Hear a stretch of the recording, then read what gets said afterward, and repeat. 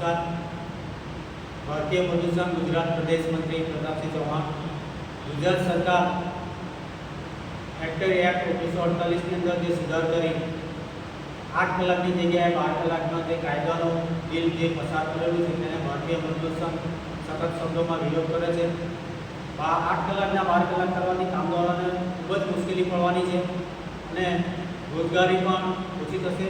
એટલા માટે અમે સરકારને ગુજરાતની અંદર તમામ જિલ્લાઓમાં પ્રેસ વાર્તા કરી સરકારને જણાવવા માંગીએ છીએ કે આ બિલની અંદર કંઈક ને કંઈક સુધાર કરવામાં આવે।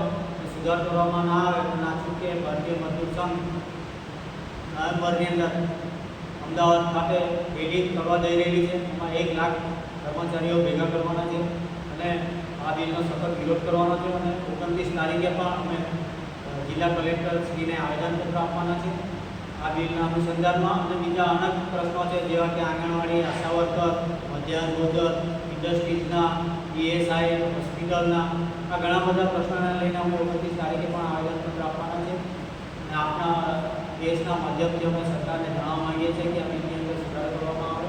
વસ્તુ ભારત માટે